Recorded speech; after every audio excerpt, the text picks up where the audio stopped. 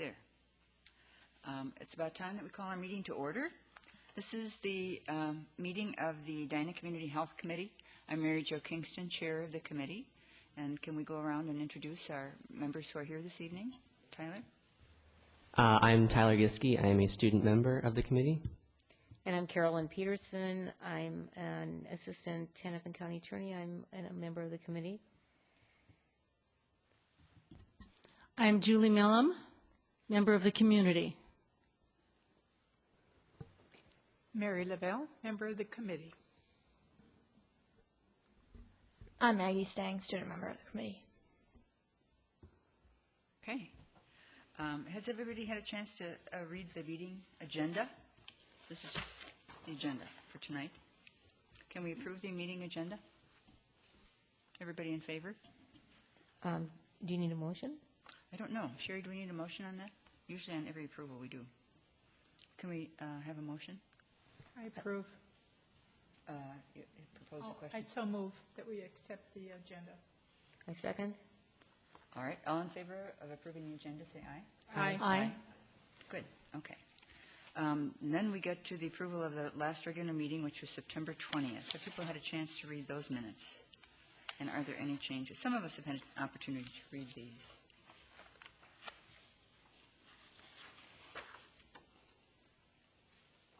Are there any changes to the minutes? Can we call for a vote? I move for approval of the minutes from September 20th, 2011. I second the motion. I call for a vote. All in favor of approving the minutes of the meeting from September 20th, say aye. Aye. Aye. Aye. Okay, the minutes are so approved. We come next to the part of our meeting which is called the community comment. During this particular portion of every meeting, the Community Health Committee invites residents to come and share their relevant issues or concerns. The rules are that individuals must limit their comments to 3 minutes. The chair may limit the number of speakers on the same issue in the interest of time and topic. Generally speaking, items that are elsewhere on tonight's agenda may not be addressed during the community comment. Individuals should not expect the chair or committee members to respond to their comments tonight. Instead, the committee might refer the matter to staff for consideration at a future meeting. Are there any people who would like to comment under the community comment section? Okay, so we're going to move on with the rest of our agenda. We have with us Karen Kurt from the assistant city manager, who's going to come and talk about the boards and commissions updates. Karen? Great. Thank you, Chair Kingston and rest of the committee members. I am relatively new here to the city of Edina. I've been here about 3 months, but one of my charges is to actually look at our boards and commissions from a global perspective. And so I've been working with the board and commission staff liaisons over the last 6 weeks or so on a few different projects, and you're going to start to see some of those projects come to fruition. So I wanted to come here tonight and give you a little briefing. One of the first items we're working on is what we're calling a set of unified bylaws. So basically our boards and commissions would have sort of a standard set of bylaws that they would work off of. Now we'll make those bylaws flexible so that you can modify them, because we have very diverse needs between our different groups.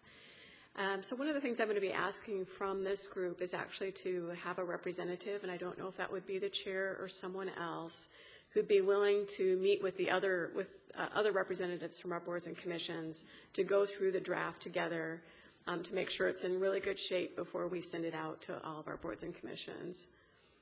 And I'll be sending out an email on that shortly, but it may be an item you might want to discuss tonight. When will the meetings be held? We're going to try and get something set up for later this month to pull everybody together, but it will depend on how we can coordinate schedules. Our next meeting will not be until after the first of the year, so we should probably look to do something on this evening too. I'll add that. Another item that you're going to be seeing is a board and commission survey. So we're going to be sending that out to all members to get some feedback in terms of your experience. You know, you obviously invest a lot of your valuable time in this volunteer effort, and we want to make sure that it's meaningful. And so there's a wide variety of questions on this survey with regard to the interview and selection process, your training, work plans, and how much time you spend. And so that's also something we're planning on sending out this month, November. And hopefully it'll be something that we can actually replicate every 2 to 3 years to sort of bench how we're doing over time.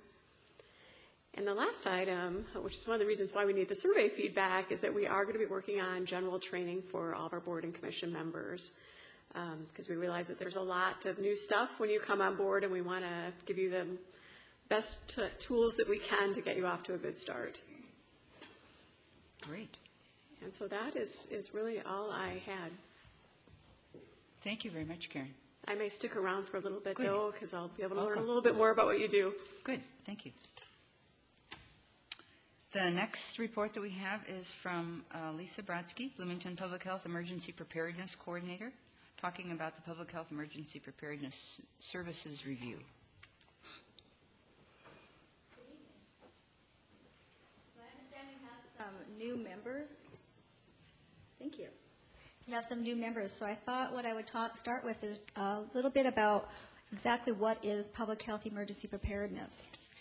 And as we all know, first responders are really the first on the scene for an emergency, and we're very familiar with what they do. But public health actually are the ones that help the community with the recovery process after the first responders put out the initial emergency or fire, et cetera. And in a public health emergency, public health agency really is the lead in that response. And some of the activities that we do are directed at preventing possible public health emergencies, as well as activities of planning to ensure that we do have an appropriate response and that we're ready if an emergency occurs. And this could be in response to both man-made or natural public health disasters. And we maintain a level of readiness and a capacity to respond at all times. And the public health emergency preparedness money is really relatively new. We first received money right after 9/11 and right after the anthrax attack at that time. And since then, we've actually had many public health emergencies. We had a smallpox threat in 2002, SARS outbreak in 2003, the bird flu threat, 2004 to 2006. Hurricane Katrina had some public health implications, as well as even the bridge collapse locally, the bridge collapse in Minnesota, flooding, H1N1, and more recently the tornado response in Minneapolis also had a very strong public health role.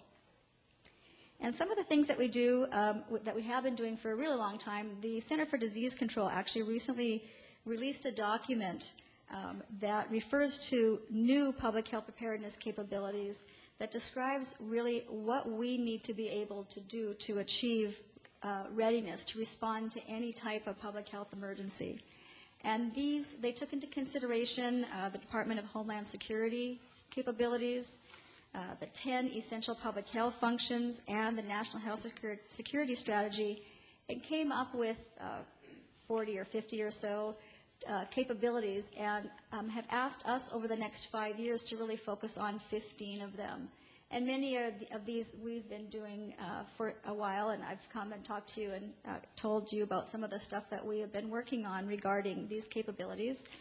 But some of the primary ones include community preparedness, the medical countermeasure dispensing or mass dispensing, responder safety and health, emergency public information and warning, mass care, volunteer management, et cetera. And these are things that we have been working on for several years, but they have now established really a metrics for us to enable us to really measure our success in this area. And I have prepared a handout for you. I'll put a copy over here.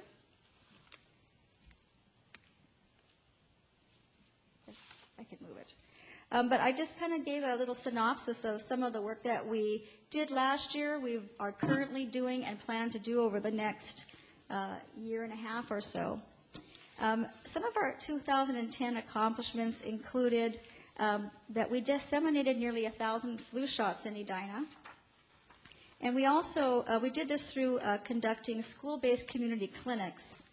These are clinics in the evening, open to the community, targeting the entire community, and located, we did several in Valley View Middle School last year, as well as school-located clinics, which are ones that we do during the day where kids take forms home, have the parents sign, and they bring the form back the next day, and we can do flu shots in the clinic with them. And these were conducted with a lot of help and in partnership with the Edina School District, who has been a very good partner. We conducted outreach and communication to try and stimulate the demand for vaccination services to some particular targeted populations, including low-income seniors and the Somali-speaking population. We did offer free flu vaccines if needed, and we also billed insurance when it was available and really tried to market the free shots to those who were really in need. We also worked with faith community leaders on emergency preparedness topics, and we last year came up with a faith-based emergency preparedness toolkit that we wanted faith entities to take and write their own emergency plan and make sure that they had emergency plans in place and are able to continue services in any kind of emergency. And one of our proudest accomplishments was we now have Bloomington, Edina, and Richfield Medical Reserve Corps. It's called the Bloomington, Edina, Richfield Public Health Volunteer Program. We are the first city-based Medical Reserve Corps in the state of Minnesota.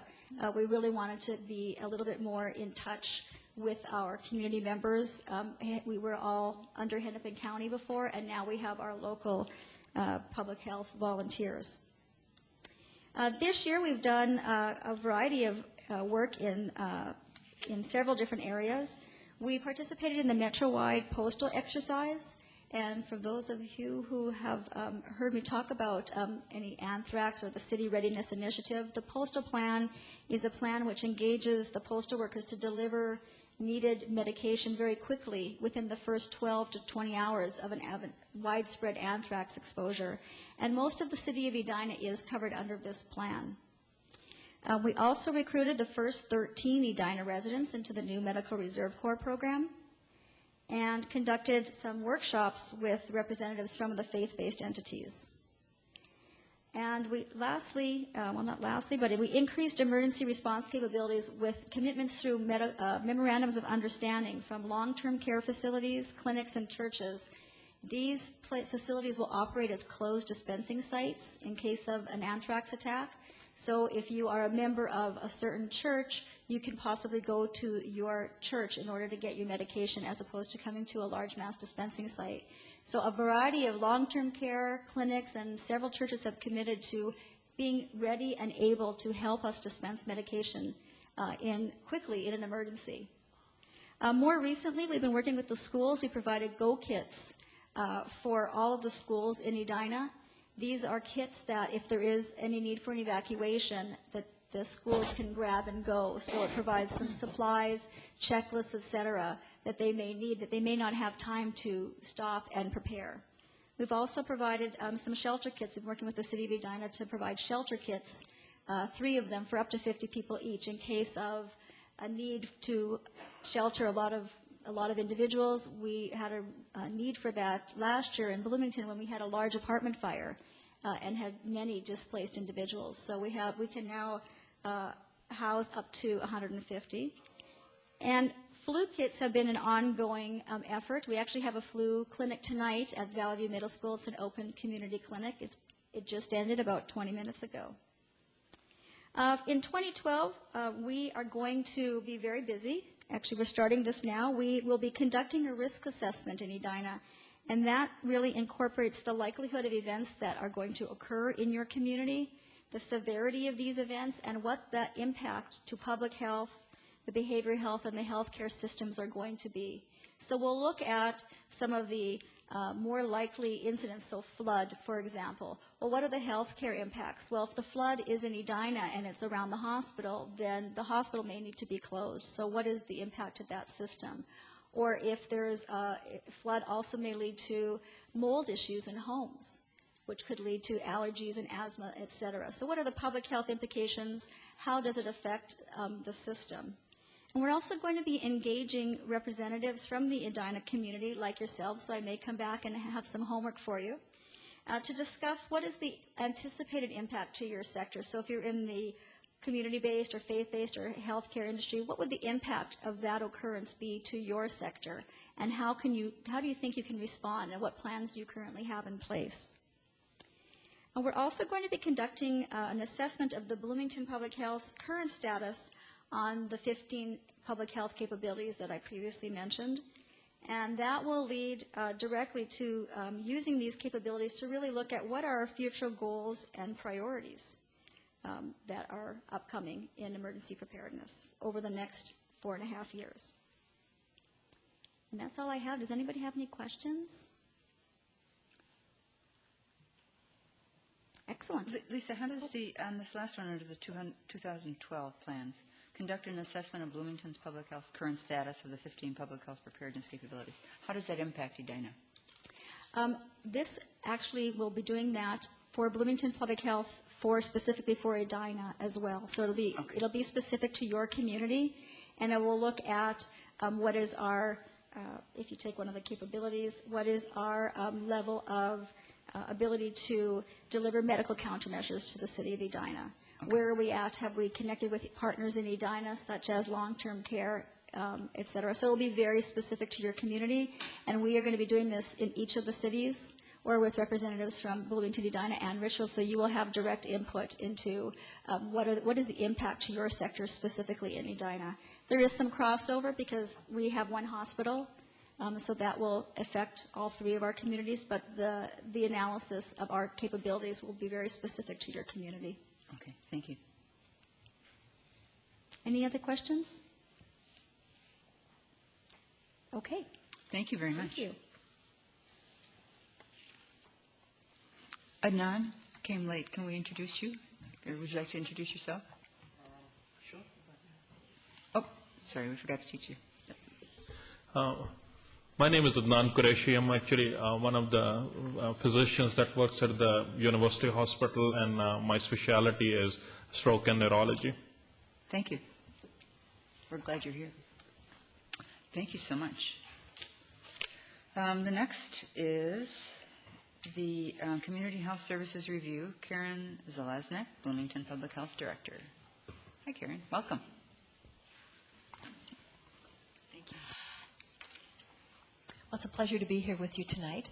What I'm going to do with you tonight is to give kind of an overview of the services we provide as a public health department. Basically, we function as the public health division for the city of Edina. And we have done this for many years. In 1976, the legislature passed the Community Health Services Act, which totally revamped how public health looked in Minnesota. And so before 1976, there were over 2,000 health boards in the state, and you can imagine what kind of a system that might be. Probably not extremely efficient or functional. And with the advent of this law, it created community health boards that were, for the most part, county-based. And just to refresh your memory, there are only 4 city-based community health boards in Minnesota, and they all are in Hennepin County, and your elected officials are one of them.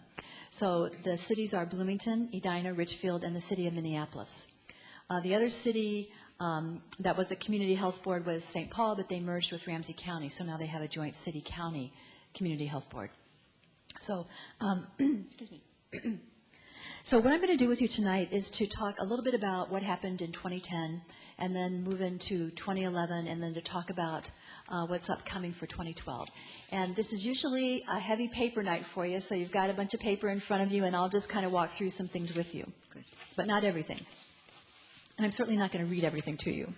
So I'm going to start with the annual report. And that's a booklet that looks like this. And if you'll open it up, we start with kind of a review of the census.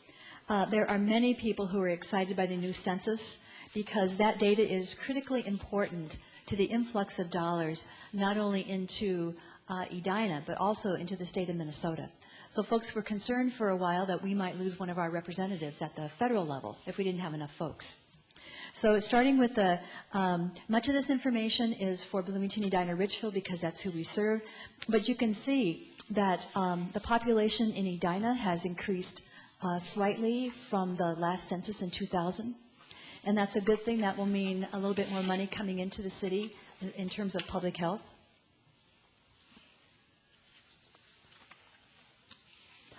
The next piece I want to take a look at is the Latino population in our 3 cities. And you'll notice that, probably no big surprise, that there is a much greater percentage of Latinos living in Richfield. But you can see for all 3 cities, and Edina in particular, there has been a doubling of the number of people, of Latino people in Edina. And if you talk to the school people, and maybe the students here, you're probably seeing more diversity in your school. The number of languages being spoken in the schools is a cause for concern for the school administrators. So that has been an impact on the city of Edina, the public schools. On page 7, you'll see the census data related to the older population, or maybe it's not older. Older, 65, I'm getting closer. But you'll see that Edina continues to have the greatest percentage of folks over 65 in our 3-city service area. But in terms of numbers, Bloomington would still have more of them since we have a greater population. But it's certainly something to pay attention to because that's a significant number of seniors in your population. The last piece of census data I wanted to take a look at is the unemployment rate. And you're probably thinking, well, you're here to talk about public health and wellness. Why are you talking about employment? We know that the socioeconomic conditions that people live in have a great impact upon their health. So, and it may have an impact on their access to health care. What can they afford to pay out of pocket? What can they afford to buy fresh fruits and vegetables for their family? So this is why we take a look at economic issues. And so we're seeing that for Edina, the unemployment is certainly lower than the state. And we saw it peak, it looks like, in 2008 and come down in 2010. So I think that's a big concern for the whole state and at the national level, but this is what it looks like in your community. Now I'm going to jump a few pages and talk about one of the results from the Minnesota Student Survey. Because this was a big year for the students. Can I ask what grade you guys are in? I'm a junior. You're a junior? I'm a senior. Okay. So you guys must have at some point in your career as students taken the Minnesota Student Survey. Do you remember taking that? Tyler, maybe not so much? Oh, well, you were, yeah, you wouldn't have taken it last year. You take it when you're a 6th grader, a 9th grader, and a 12th grader. But it wasn't given this year. It's not going to be given this year. It's only given every 3 years. So you may or may not have taken it. But this is something that's very unique to Minnesota because it's a great database that tells us much about the behaviors and the attitudes and the values of youth around, a broad array of health issues. In the surveys, for the older children, there's some sexuality questions. But other than that, there are questions related to alcohol, tobacco, drug use, fruit and vegetable use, as you can see right here. And it also goes into some mental health issues also. So this was one of the years where we did the analysis of that data.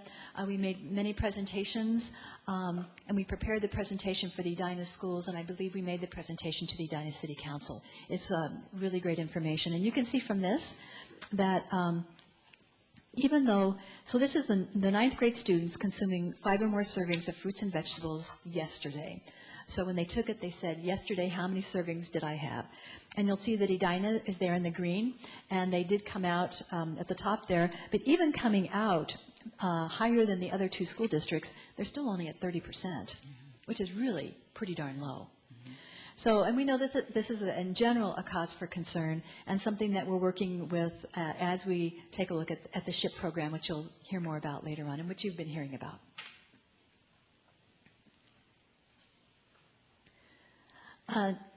Next, because it's following the fruit and vegetables, I just wanted to highlight the work that, a little bit of the work that we have done through SHIP. And I think this was the second season for the Edina Farmers Market, a beautiful farmers market. I think people are really excited about it in the community. But we also funded some community gardens and some school gardens in Edina. And so this is just some of the fruits of their labor. And I think that the parents and the teachers have been very excited about some of the school gardens in particular. On page 13, you might wonder why I am highlighting this picture. This is actually a picture of the mayor of Bloomington, Mayor Winstead, with Karen Stanley, who's our clinical services director, and Marianne Nelson, who is our WIC coordinator. And we received a commendation, really, a certificate from the State Health Department for our efforts in with our WIC clients in terms of helping and supporting women to initiate breastfeeding. The month that they took this, we had an 88% initiation rate. This is extremely high. If you think about your friends who you might have had who are pregnant and how many are breastfeeding, our WIC population, and this is important because we know that babies get off to a better start if they're breastfed. And so we got a commendation from the State Health Department. We felt really proud about it. And I would venture to say that breastfeeding does not end up on a city council agenda very often. So we felt really good about this. And I'd just say kudos to our staff is just very excited about our breastfeeding efforts. And in fact, this year, I'm going to jump ahead just a moment. This year, we got money from the State Health Department, federal money, to start a peer breastfeeding program. And this is a program where we hired 12 pretty young women, a lot younger than I am, I have to say, but they all had to be either, they had to have breastfed successfully for a year. And most of them had been on the WIC program. So the idea was to have peer breastfeeding counselors so that they could help out with our other clients in the WIC program, give them support right away when they first started breastfeeding. So we're hoping to not only maintain that great initiation rate of breastfeeding, but also we want them to maintain it. Our rates dropped down to around 65% at 3 months, which is still really good. But we know that for that first year, the best food is the breast food. So anyway, we're really excited about that program. We have a great diversity in those peer counselors. We have a Somali woman, a Latino woman, African American, and they have anywhere from 1 child to 5 children. But it's a great group of articulate young women who are very passionate about breastfeeding. So I think it's a great public health prevention kind of program and health promotion program. Just briefly, this is supporting healthy families, and this is about our intensive home visiting program. We know from the evidence and some from research that if we provide some intensive home visiting services to mothers who have high risks, that we know that their babies will do better. We know that their growth and development will be better. We know that those babies, that the family will be stronger, that those children will more likely not end up in the foster care system. They will do better in school. So we have gotten some money over the years. In fact, we just got a new grant where we're going to be continuing this and hoping to expand this. We've been focusing on mainly with women who have children or new babies, but now we're in this, with the new federal dollars, we're going to expand into trying to serve more pregnant women, which is sometimes more of a challenge to get to women when they're pregnant, but that will be our goal. And when I talk about women with high risk factors, these are women who may have mental health issues. They may have a history of alcohol use or drug use. They may be in a relationship where there's some violence going on, or they may have come from a violent background in their growing up. So it's women who have really some significant risk factors, and we want to make sure to support them and get them off to a good start with their baby, teach them about growth and development, because it's not something that's very intuitive if you haven't had come from a loving family where you've had good role models for parents. And we know just from the obesity rates that parents need a lot of education just on how to feed their kids. So this is a program. This is what we call it intensive because this program can last for up to 3 years. And initially, we would make weekly home visits. and then it drops down to every other week. And in fact, it can be more than once a week if it's called for. But we've had some great successes with some very high-risk families. They really love the program because they learn a lot of practical stuff about how to care for their children. They make toys, cheap toys that don't cost. So it's been a great program, and our nurses have really enjoyed it also. Now I'm going to jump to page 25 because I want to talk about some trends in public health services. And we're going to start with the WIC program. And you'll see that our program really increased in population. Until 2010, we had a slight drop-off. One of the things that we heard was happening across the state and even nationally, that the number of people getting pregnant was dropping off. And you might have a guess about why that would be: the economy. If parents are choosing, if they're choosing to have kids, they might not choose to have a child if their job is on the line. So we think that that's one of the reasons why our population dropped off slightly there. And then the other thing we feel really proud about is this trend that's been happening since, I don't like the 2006 number there, but since then, that trend of the percentage of overweight children or the ones at risk of being overweight in WIC have dropped down. So we think that that might be for a couple of reasons. Number one is our staff has been working really hard at this. And also, I don't know if you'll remember, some of you who've been around for a while, I believe it was last year, is Karen Stanley here? Oh yeah. They changed what the WIC participants could get at the grocery store. And now they can get some fresh fruits and vegetables. And you might think, well, why didn't that happen before? Mm-hmm. But it didn't. This is a USDA program, and it's like a lot of programs at the federal level, very political.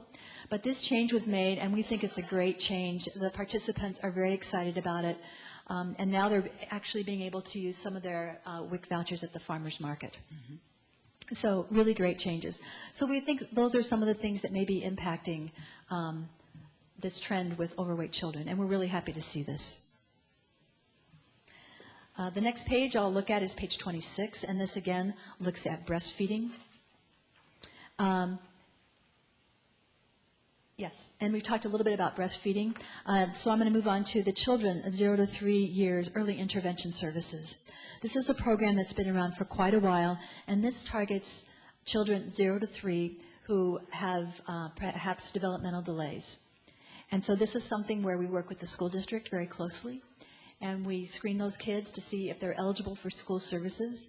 Because one of the things we also know from research is that if kids have a delay, the sooner that you get them in for services, the better off they're going to be long term. It kind of just makes sense. If there's a problem, get to it early. So this is one of these. You can see that the numbers there, no really rhyme or reason to them. It's just what's happening out there in the community. So we just track those numbers. And just for your information, the next page is page 27. We're going to talk just a little bit about, we just track the number of flu shots that we give in the community and immunizations. The flu shots in particular, some of the flu shots we do give at no charge if people come through and they don't have health insurance. But we will also bill when we can, because this is one of the areas where we can make a little bit of money off the flu shots, so that will subsidize our immunization program, because the money that we take in from people doesn't really cover all of our costs. So we're finding a way to subsidize with the flu shots. And other folks do this too with those flu shots. It'll be interesting to see what happens with our flu clinics this season. I don't know if you saw there was some newspaper coverage on the Lancet article by Mike Osterholm, came out I believe last week, about the efficacy of the flu shots. And kind of the point about that whole research study was, they did the study. We know that the efficacy is not as high as we would like it to be, especially in our older population. It's the best we have. It's better than nothing. So we're encouraging people to still get the flu shot. But on the other hand, we also need to look for a better way to do it. Better vaccine, better way to distribute it, et cetera. So these are what our numbers look like. And you'll see that in 2009 and into early 2010, we were doing H1N1. And then our immunizations, we don't really see ourselves as a big part of our business to do immunizations. We function more as a safety net for people. So if people don't have health insurance, or they don't have health insurance that covers shots, they can come to our office and we ask for a donation, and they give what they can. So that's the other piece there. And you can see that the numbers have gone down over the years. But I'll tell you, over the years, we have seen, though, greater numbers of people where English is not their first language showing up in our clinic. The breast and cervical cancer screening program, excuse me, this is called the SAGE screening program. This is fully funded with federal and state dollars. The clinic is actually located in the Southdale Medical Center. Many of the women we see in this program are outside of our normal service area, but it's nice to have one right here in Edina for the women who need it here. And because Edina is actually a great location. It's got some, in terms of being easy access for people to get to. So the numbers were down a little bit in 2010, but I think those numbers are going to come back up in 2011. And what we saw last year, I think last year we had the highest number that we've ever had of women being diagnosed with breast cancer, which was around, Karen, is it 25, 27? Okay, so 27 women, which is, that is really kind of unheard of. So not quite sure what that's about. We've seen quite a few women being diagnosed this year also, but, you know, of course the year's not over, and October was a big month. It's the Breast Cancer Awareness Month. And so as part of that program, those women are also offered some screening services to take a broader look at their health. Smoking issues, blood pressure, cholesterol, diabetes. So we have nurses in there who do follow-up. They're offered that, and if they choose to do that, then we have nurses who follow up with them. And then the last trend I want to take a look at is the vulnerable adults and seniors. We have public health nurses who make home visits to assess for health and safety factors in the home. We get these referrals either from, I would say the majority are going to be coming either from environmental health, around garbage house kind of issues, or from the police, sometimes from neighbors, friends who call in. Our nurses will make a cold call. If it's a referral from a neighbor, they don't have to say who that person was. We try and keep that confidential, but sometimes people know anyway. So the nurses will go out, they'll make a cold call just to find out what's happening with that person or with that family, and to try and provide resources. We know that if the police are out there and there's been a fall, we know if someone is in their home and they've fallen once, that they'll fall again, because it's just kind of an indicator of what their health status is. So we try and make sure that they're hooked up with resources, and in some cases, the best thing is for them to move out of their own home. And we help them down that path if that seems like that's the best way to go. One of the things, Sue Sheridan, who I'm going to have come up here in a minute and give you a couple stories, she has told me is that what we're starting to see in the community is, I think it's showing the complexity of family relationships and some of the pressures around them. We're starting to see seniors and disabled who are either, their family has kind of given up on them because of all the issues that are involved, or on the other side, we're also seeing seniors or those disabled who have given up on their families, their dysfunctional families, or their families who have been not treating them well. So there are some very complex family dynamics going on out there, and that's what our nurses see as they go into the homes. So Sue, if I can ask you maybe just to come up and share a couple stories with us on the seniors. Come on up. Sue Sheridan, one of our senior public health nurses. She supervises the nurses who are out in the community working with vulnerable adults. Thank you. I know I was trying to, a good example of how we do work with the police. Just last week I got a call from a police officer. They were in the France Avenue, Southdale area, responding to a purse snatching, and they saw a woman almost walk right out into traffic on France Avenue. When they grabbed her, discovered she had dementia, found out where she lived, but they called me right away from her squad car to see if we couldn't get out there, talk to the family, and give them some interventions, and hit them when the iron is hot. I don't know if you know, but it's very easy 2-3 days later for families to say, oh, this was just an isolated incident, it never really happens. But we can get out there also with balls. I get emails when the police are out for a lift assist, and we can go out and help people get some fall strategies in their home. Again, it's kind of hard to say it doesn't happen when you can say, gee, the police were out here last night, and so let's get this going. Okay. The other thing that we see, and all communities have them, are garbage houses. And Edina is not alone in that. But these are homes where we will make joint visits with Sherry's staff and go out, and the environmental health folks are looking at cleaning up the mess, and our public health nurses are in there to assess the mental health status and the physical status of the client. And sometimes they do have mental health issues and they're off their meds.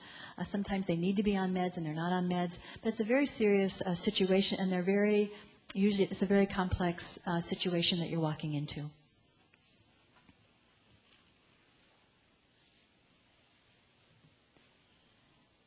We're getting to the end of the annual report here. I just wanted to, this is just for your information, we have around 57 at this point in time staff. It's a combination of full-time staff and part-time staff, and you can see the different kinds of staff that we employ.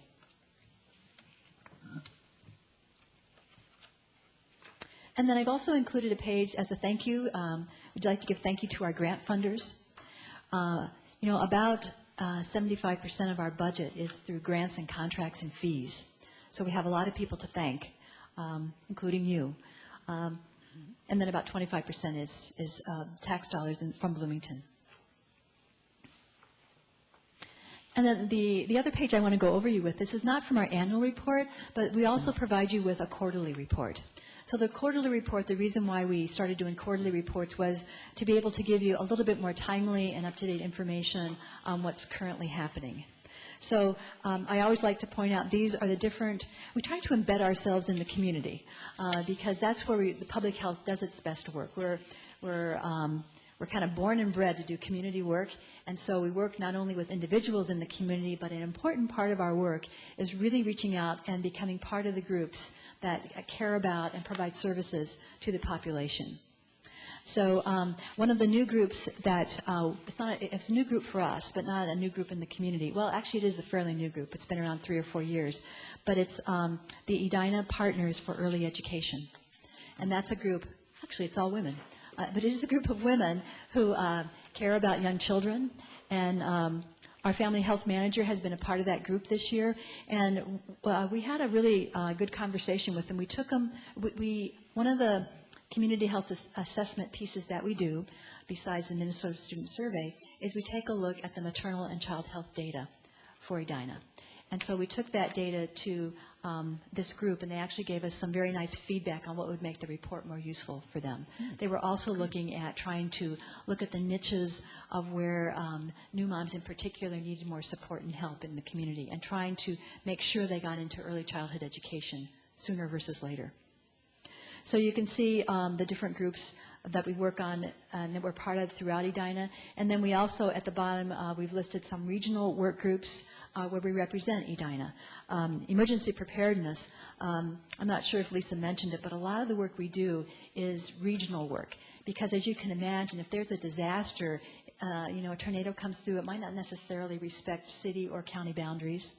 If there's a biological attack on us, you just don't know. So anyway, she works really closely with folks across the metro area to make sure that we either have similar plans or that our plans really work nicely with each other. They say in emergency preparedness that you don't want to be meeting somebody for the first time across a table talking about a disaster that's just happened in your community. So it's a lot about building relationships out there. Okay. Maybe I'll just stop here and see if you guys have any questions about what happened in 2010, and then I'll move on to talk a little bit more about 2011. Any questions? Nope, I think. Plug along? All right. Okay, all right. Do you need to get up and stretch or anything? Since obesity's here, I've just kind of made it a practice to at least stand up during a long meeting just to kind of make my body move a little bit more. We wiggle. Excuse me? We wiggle. Oh, okay, very good. So I won't think something's going on up there if you guys start wiggling in your chairs. The other thing I wanted to mention, actually this year, our work with the Edina Resource Center, we have a nurse who's over there on a regular basis, but they have a new coordinator. Val Berg moved on to being the Director of Community Ed, which is a great compliment to her. But Amber Cameron I have talked with, and she's been over to our building to check us out. But we've talked about a couple of different ways we can work together with the Edina Resource Center more closely. One of our challenges sometimes getting information out to people is that if we're mailing it out, which is maybe not the best way to do it, but it's the only way we have right now, especially to new moms, is we put it in an envelope and we send it out to them. And so as a result of our conversation, I think we're going to be sending it out in an envelope with the Edina Resource Center logo on it. So at least it looks more like it's coming from Edina. Because, you know, I think people don't think too much if they get something from the county, because you're maybe used to getting something from the county. But when you get it from another city, you might tend to think, it doesn't apply to me from Bloomington. So they're helping us kind of take down that barrier and allowing us to use some envelopes. So we're going to see how that strategy works. And then the other piece is that we're looking at, we're talking with Amber and Ruth, our nurse who works at the Edina Resource Center, about other ways to reach out to the East Indian population. So those will be some things that we'll probably try and explore more the next couple of months and early into next year. Maybe perhaps having a nurse out there on a regular basis at some of the other apartment buildings where we know we have some low-income populations. Because as you know, you don't have a big population of high-risk, low-income folks, and so that can make them harder to find and to be open to services. So that's kind of our challenge. Okay, and so I'm going to move on now to a report from the Tri-City Partners. The Tri-City Partners Coalition is really focused on youth, and that's an old coalition. Not in terms of membership, but it's been around for quite a while. And it's been a very important partnership, coalition for the three cities, because it's really has allowed us to get some nice federal grants. So in front of you, you have their report, and that's what it looks like, hot off the press. I just want to highlight a couple of things. They meet, the steering committee meets on a monthly basis, and Edina has several active members. Bert Letter from your school board, very active. Mark Peterson, Janet Shank, who also works with Edina Public Schools as their, I think she's their chemical health coordinator, if I have her title right, which I could not, maybe. But anyway, Janet Shank, she's great. Dave Nelson, your deputy chief, and Cindy McKenzie, who represents Fairview. So some really nice representation on that steering committee. As I mentioned before, one of their big activities was to prepare the Minnesota Student Survey data and to take a look at the trends. And then they also had a retreat just recently. And at the retreat, we were also quite honored to have your superintendent come and be a part of that retreat. He's very interested in following up on the Minnesota Student Survey and really taking a look at some of the issues that came out there. We also supported the Edina High School Sober Squad with some funding, $3,500, to help them in their activities. And, oh, I know, the other thing I was going to show you, one of the things that they do is they do what they call Together We Stand campaign. And this is a copy of the advertisement that went in the paper, I believe, Celebrate Without Alcohol. So they are really urging the community really to combat underage drinking. It is not a school issue. It's not just a parent issue. It's really a community issue. And so this is part of the work of that group, is to get the word out about it and what communities can do about this. So this was something that was mailed to over 1,000 families with graduating seniors. It's really about, you know, as high school kids, they go about celebrating their many successes, especially in that last year, about how they can do it more safely and what roles parents and the community can play. And then the last piece from the Tri-City Partners, it looks like this. And, you know, really, I have not even looked at this. I talked to Denise Reese, who works with Kathy Iverson here in Edina, and she said, oh, yes, why don't you take them, this Raising Drug-Free Kids, Advice by Age, because this just got back from the printers, so we'll be starting to distribute this.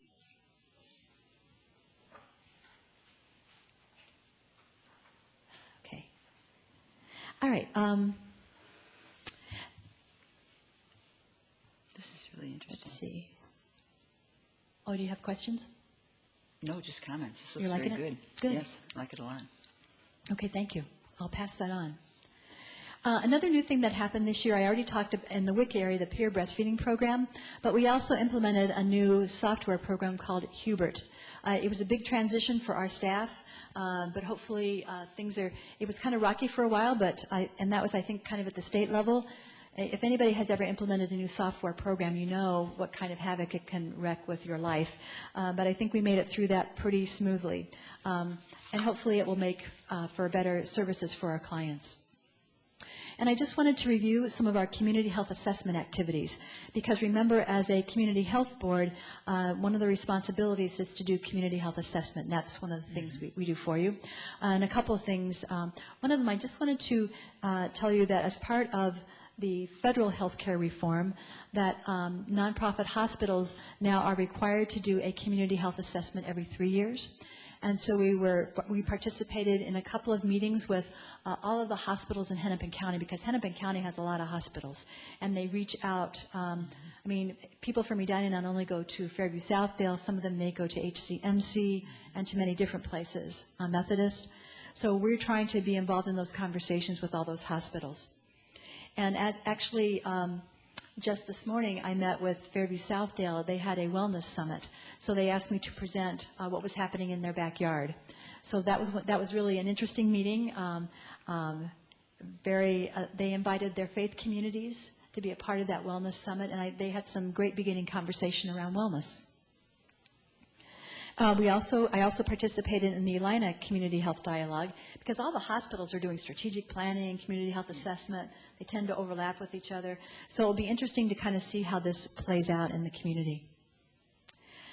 We also did, as I mentioned, the 2008 MCH report, and we're getting ready to do the 2009-2010 maternal child health report. And we'll be presenting that to the Edina group when that's completed. So the big activities, I think, also you're going to hear more about them, but because Ruth Tripp, who's our SHIP coordinator, she's in the audience, and she's going to talk about the other things that were new in 2011, or at least they were ongoing, and one of them was a SHIP program. Mm-hmm. And then we've gotten a new grant with Hennepin County and the city of Minneapolis called the Community Transformation Grant, very SHIP-like in nature.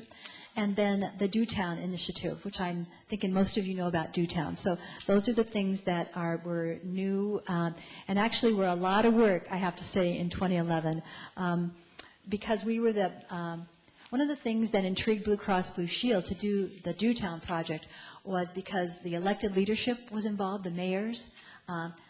It's really unusual for an elected official to put health at the top of their agenda. And so now we have committed mayors who are willing to be there, to be present, and to educate themselves and to talk about wellness and to talk about policies and systems and environmental changes in the community. So they were intrigued by that. And the other thing that I think helped is that they only had to work with one health department that served all 3 cities. So that was an advantage to us as we moved forward as 3 cities.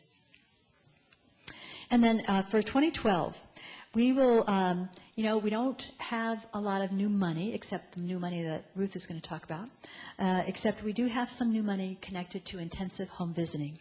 So we will try and expand into serving more pregnant women in 2012.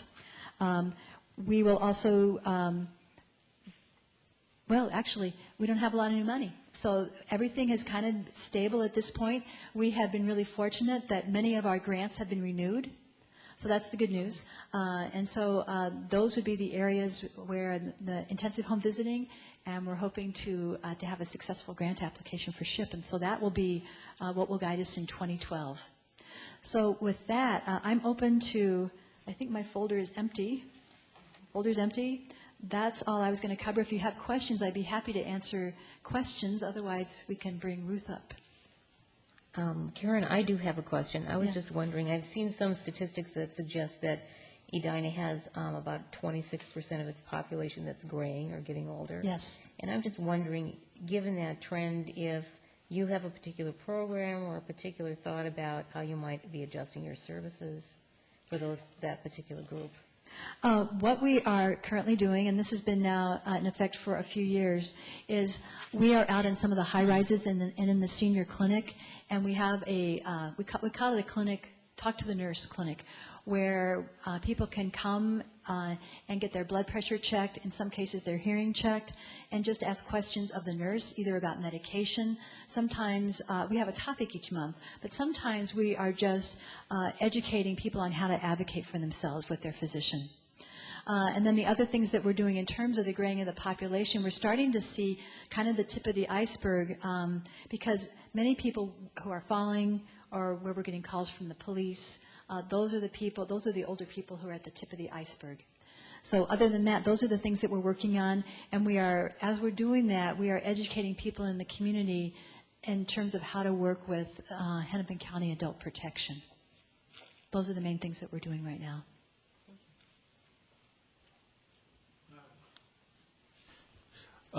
The data that you showed, actually there's another a segment of population that is starting to increase. One is the people who are unemployed, and also perhaps because of their unemployment status are also lost their health insurance. Do you anticipate a major impact on health in those individuals because they just can't afford the medication or can't afford medical care anymore?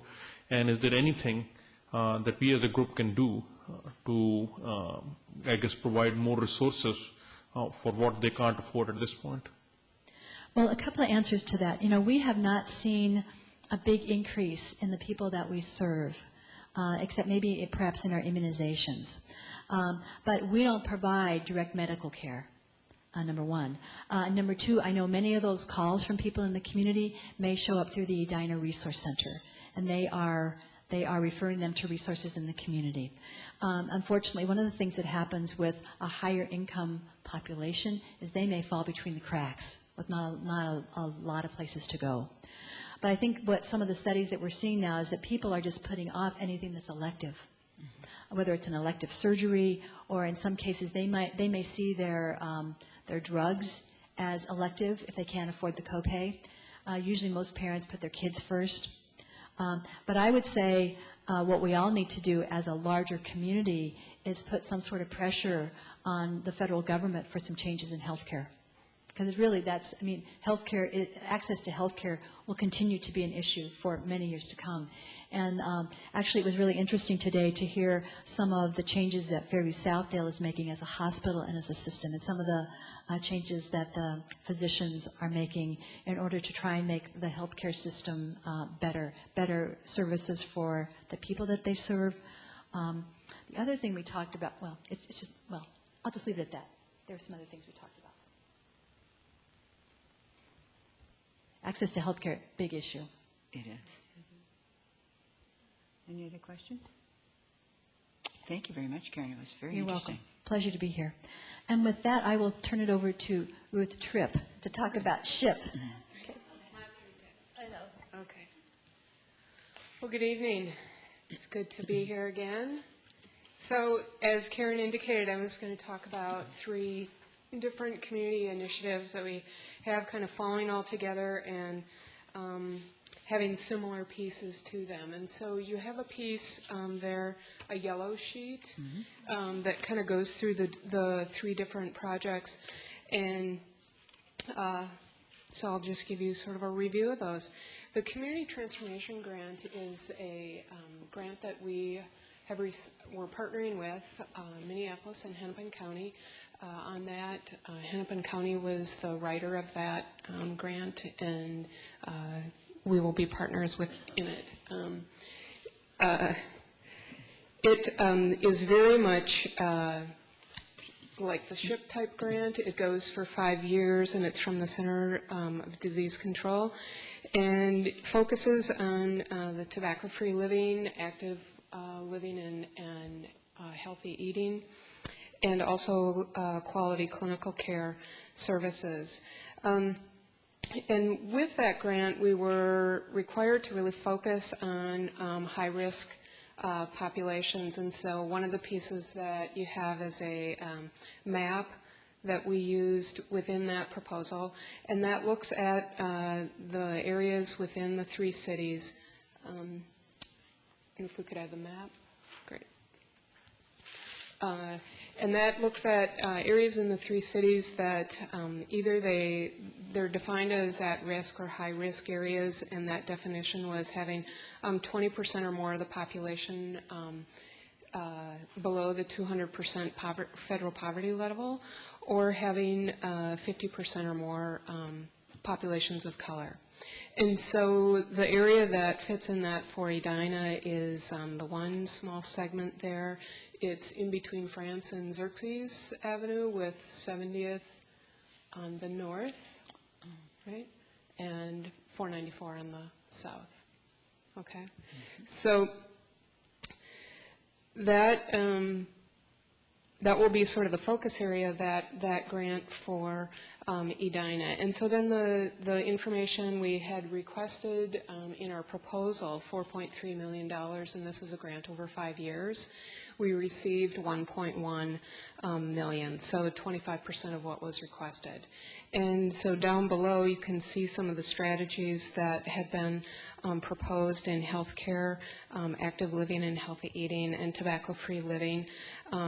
There were actually quite a few other areas that were proposed. It's so far now kind of narrowed down to these, but we're still in the midst of reworking that work plan to, in line with the reduced funding and sort of see how that all falls out. So funding did, has already gotten started, but revising the work plan quite a bit. And so then on to SHIP. Right now we've been in sort of this bridge period. The first round of SHIP ended at the end of June. And then with the shutdown and all of that, there was some funding that was put into the next cycle. And we had a short period, the 6 months, of having some bridge funding through the end of December, and then putting in proposals for continued funding that would start January 1st of next year and go through June 30th of 2013. And so we're in the middle of, actually on our last day of it right now, preparing that proposal. It's due tomorrow. So we've been quite busy with that. But some information on that there, it's there was 15 million in the legislation, by the legislature, and so they're anticipating funding 15 grantees. They will, the proposal's being due tomorrow, and then they anticipate announcing the awards in late November, sort of the week of the 28th is our hope. And so much of it stays the same as what it was before, very focused on policy, system, and environmental changes, trying to create environments that support healthier living in our community and schools, work sites, and in healthcare. There are a few new pieces, though, with the drastic reduction in the funding from 47 down to 15 million. It has created that competitive RFP. It is also much more prescriptive. The Department of Health is really sort of giving us fewer choices on how to do the work, and that's based on the interventions that were successful in the first go-around with SHIP. And then the last piece on it, too, is again, another increased focus on high-risk areas. And so they're looking to us to do some broad-based population health types of initiatives that would impact whole communities. But then when we start to zero in on specific sites, that we would really focus in on those high-risk areas. And so we're again back to looking at this map. Okay, and so as we go forward now in the proposal, what we did was meet with first our members from Edina on our community leadership team to sort of talk about that piece, and particularly a little bit narrower focus in Edina and how to best really address that and what kinds of things that we would want to do in Edina. And then following that, we had some meetings with some city staff and school staff to sort of zero in on the initiatives that we would propose. So on the handout, you have sort of the list of all of the options of strategies, ones that were required and then optional. And so I wanted to just kind of tell you what we're putting into the proposal, and we think we have quite a, a well-put-together proposal and have high hopes and expectations to be funded. So, but it is all a proposal at this point. We met with John Keprios in Parks and Recreation here to talk about some community nutrition pieces. All three cities are very interested in looking at their concessions areas. And so we have been doing pilot projects in all three cities. In Edina, at Edinburgh Park, we worked with them to put in a new menu board. I think the concessions were brand new this year, and so putting in a display really focusing on the healthy foods, kind of highlighting them and driving attention to them, and also assisted with choosing some healthier products. So it's not probably necessarily 100% healthy products that are there, but quite a few options that are. And so there's a very strong interest at Park and Rec. They wanted to actually go with all of their concessions to be taking that approach. And so the proposal would be to develop a nutrition policy around those, to have a certain amount of the products meeting certain nutritional guidelines. There are 9 concessions in the city, and so working through that process to make those changes. With all 3 cities being real interested in it, there's the sort of an idea to create like a buying club for them so that they could have some purchasing power, because there's a tendency for some of the healthier items to be more expensive. And so to get some better purchasing power, so that's a sort of a creative piece that we hope to get developed with that. And then have put into the proposal where we could, install have new menu boards that would, some of the ideas are like, say at hockey places, or, it's like getting the competitive edge, foods for the competitive edge, or, having sort of enticing ways to market the products.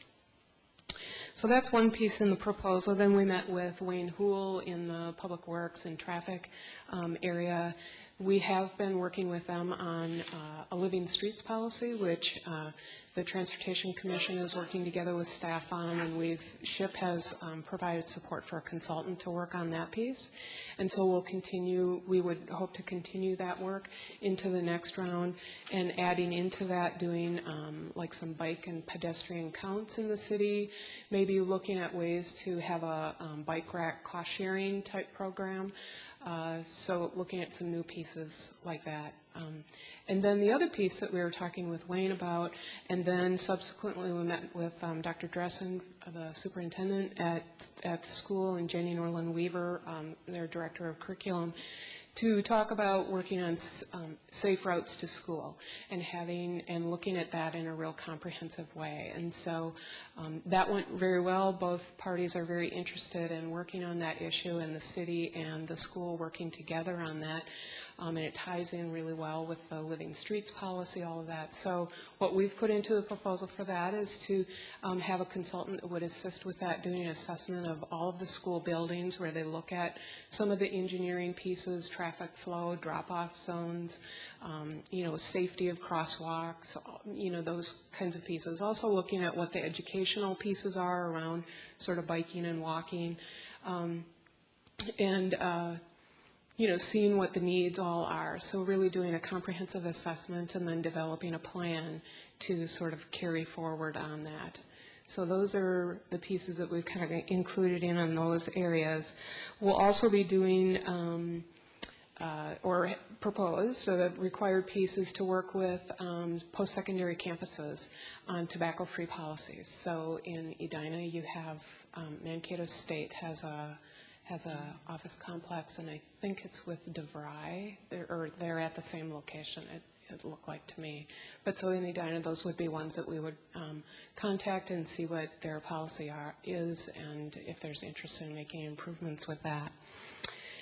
And then we are also hoping to continue on with our child care initiative. So that has been extremely successful in the first go-around, where we worked with larger sites, and now this one we would work with more family providers, smaller ones, and Somali providers. So any questions about those pieces, about SHIP, or? There's so much to digest. It's a lot going on. Yep. So the other piece that, as Karen mentioned, is Dewtown, which is just kind of getting its legs on the ground now. And as she mentioned, that really got started with the mayors being very interested in that and approaching Blue Cross Blue Shield. They were sort of after them for about a year or so. I think kept asking to partner on a project, and so they agreed to do that, and it's Dewtown. The main, it's going to be very complementary to the SHIP work and the Community Transformation Grant, where those initiatives are really working on the ground to really change those environments, and through Dewtown, having that key leadership from the mayors and then, city councils, and they're helping to then bring in other key leadership. The other piece with it is a PR campaign that will go with it. So you've seen some of the pieces, but as it really kind of gets up and rolling, they'll be at a number of different events. There'll be lots of publicity around it to get attention to Dewtown and the various changes that are going on in the communities. And then another component with it is community organizing. So they've contracted with a group called Grassroots Solutions, and they are experts in doing community organizing. And so we'll be on the on the ground level, meeting with residents, talking with folks to get their input on changes to be made, really kind of engaging the support too for those changes. So then as to be creating the demand for the changes from the public, as well as when some of those issues come to fore with decision makers being able to gather support for those issues as they come forward. Another piece that's being put into Dewtown through Blue Cross is a investment in worksite wellness, and so they're going to have a collaborative with up to 17 businesses or work sites in all three of the cities, and so getting that together. And so there'll be a collaborative in each one of the cities, so one in Edina, and it would include the city and the school district, but then 15 additional businesses to be getting together on a periodic basis to look at the changes that they want to make, set some visions and goals, and get that guidance and expertise through the process, and then being able to share with each other and all of that. So it's like a year-long process. So that's really a nice bonus to be having in all three of the cities.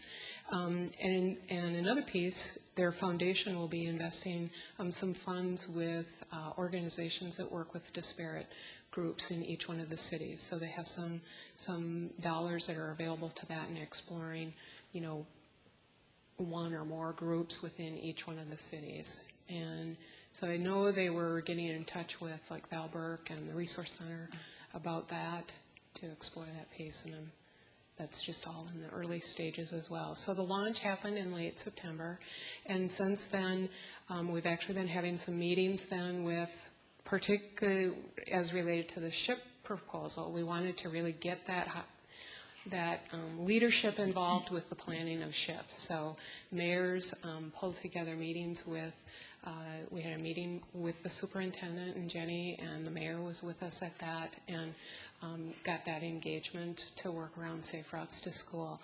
It was a great meeting.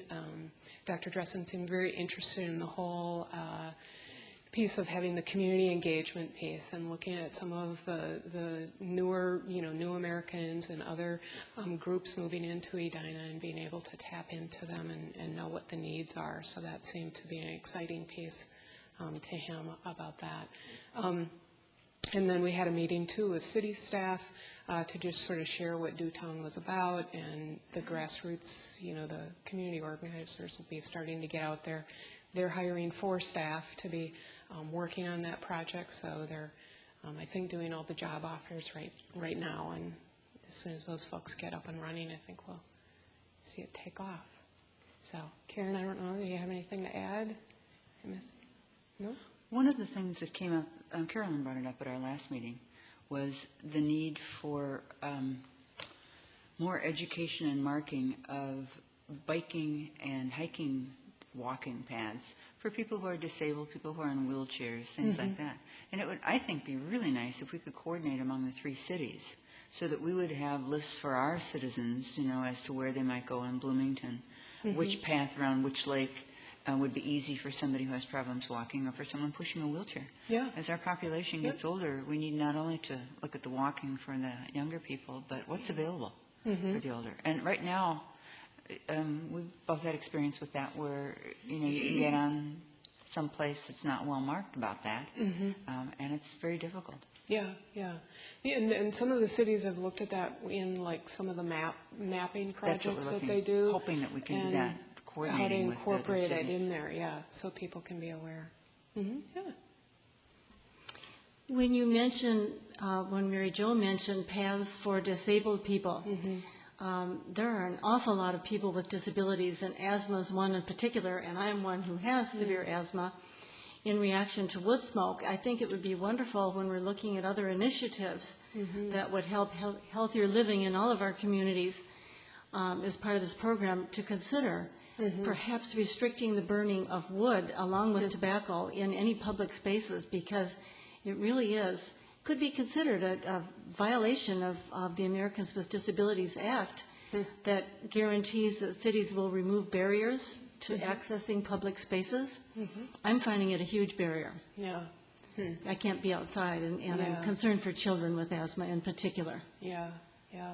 Well, do you see that as being a possible innovative thought? These initiatives and the grant funds that we're working on right now, in terms of that area, it's very focused on tobacco exposure. So it wouldn't probably, you know, it's very focused on the you know, the highest risk for preventable death right now. So wood smoke's not falling into that right now in terms of those top, you know, coronary and cardiac disease and lung cancer, those pieces.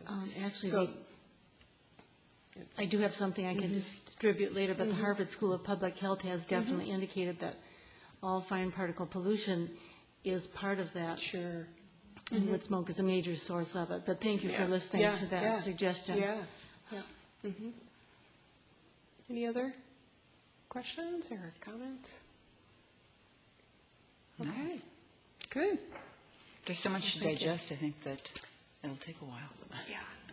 Yep. If I could just add one more thing. Usually we use this meeting as an opportunity to introduce some of our staff, and you've met some of them. But I also wanted to introduce, who you haven't heard from, is Karen Stanley. She's our clinical services manager. She has WIC and the Sage Women's Clinic. She also just came from the flu clinic here in Edina, so that's where she was. And then Molly Snuggerud is our newest staff person. This is her 4th day on the job. Wow. She is our new family health manager. So we're excited to have her with us. And you heard from, I think you heard from the rest of the crew. So anyway, thank you. We'd love to have you guys come, so we'll see you again next year. Okay, And thank you. probably in between, Yes. too. Thank you again. Chair Kingston, I'd just like to comment. We have been partnering with the City of Bloomington and Richfield for well over 35 years with community health services, and also more recently with the public health emergency preparedness. And from what you've just heard, they're highly visible in our community and participating with many, many organizations, with the school district, the faith communities, the senior buildings and the senior center, the children, the infants, the daycare centers.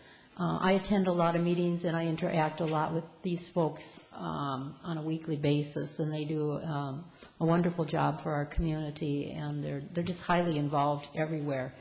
You can see how they mentioned the folks they've been interacting with the school district and the church people. They know these people by name, and if something comes up, they're there to help us. So I just want to say it's a pleasure working with them, and thank you for bringing your whole staff to present for us tonight. The other part I wanted to say is we received grant money from the State Health Department for the community health services and also for public health emergency preparedness.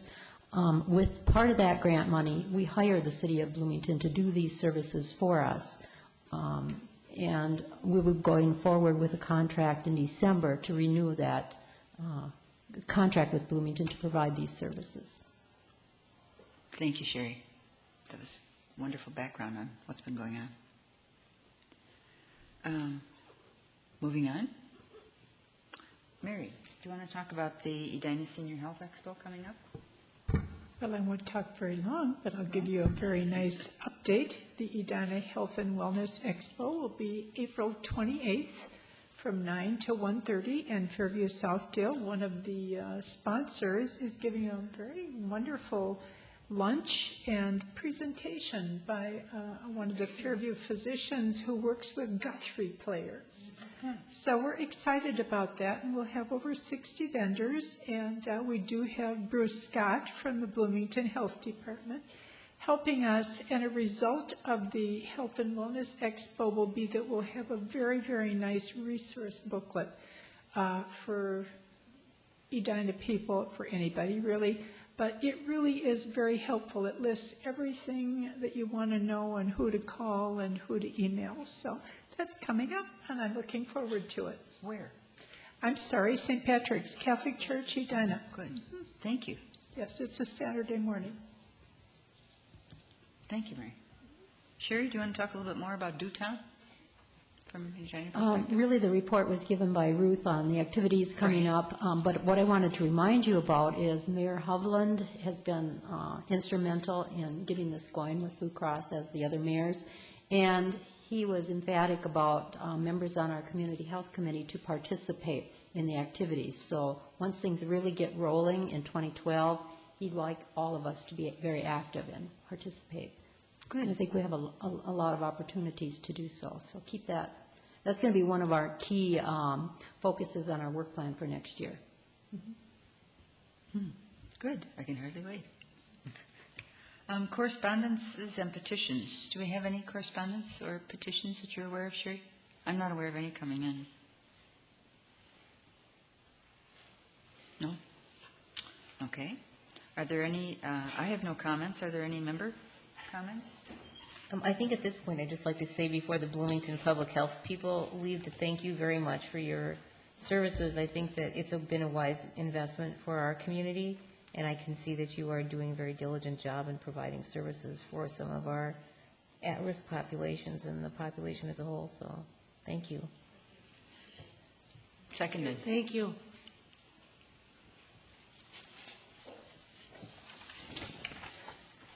On to staff comments. Sherry, you want to talk a little bit about the 2012 goals?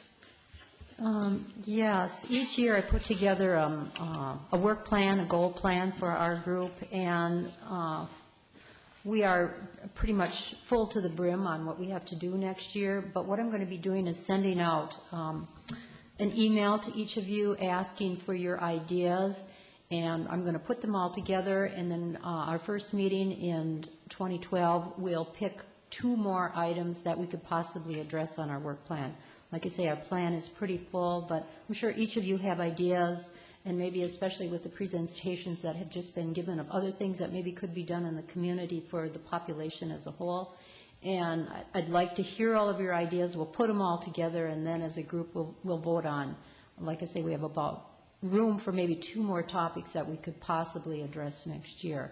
So I will be sending that out. Look for it and put some thought in it. If you have a couple ideas on different things, please send it back, and then I'll put together a draft for our meeting in March. March 20th will be our first meeting for 2012. May 15th will be the second, September 18th. And then in October, we're going to have to shift so that, like tonight, we can film the presentation per request of the City Council. We need to film once per year. And we need to pick a date when the council chamber is open. So usually that's not a Tuesday night, but a Wednesday or Thursday. So we have some lead time on it. Either Wednesday or Thursday, October 17th or 18th would likely work for us. So those are the dates for next year. Mary Jo, is it appropriate to make a motion at this time that the Community Health Committee meets once a month? Because there is a terrific amount on the agenda of such good stuff. I brought that up at the last meeting, and we were going to try to vote on that this time. I'm hoping that everyone will agree that might be a reasonable suggestion. Well, motion. It might. I think that there are probably discussion items about that. The biggest that I've heard thus far is that the people who applied and joined the committee, agreed to 4 meetings per year. So whether or not this would impact the current membership is an issue, and whether or not one needs to do that at a time when we could possibly be recruiting others at the same time that the other committees are all recruiting. To change to something like that might be something that we could look at for that annual kind of a change, but whether or not it would be appropriate to do it mid-year. I may have been one person, maybe 2, as I heard it, that felt that we were hired or appointed to attend 4. I suppose people wouldn't have to attend every one, although attendance is encouraged. It seems to me that the need to get more work done might override a few objections people might have in going to extra meetings. That's my thought in any case. Chair Kingston, I took note from the minutes from our last meeting and have added it to our agenda for the March meeting. That is one of the things to chat about.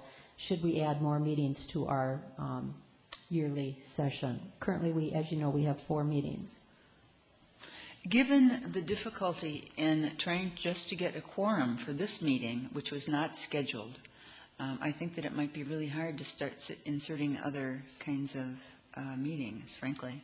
We have some of our members who are gone for the winter. I would like us to put it on the agenda for next time. I thought that on last month's agenda, we had agreed we would vote on it this time. Did we agree to vote on it or address it? Well, I know that I wanted to make a formal motion in any case and was hoping someone might second it. But it does occur to me, at least, that if we're having trouble getting a quorum and we meet so few times a year, the answer might be to meet more, because I do believe that would garner more commitment, more participation.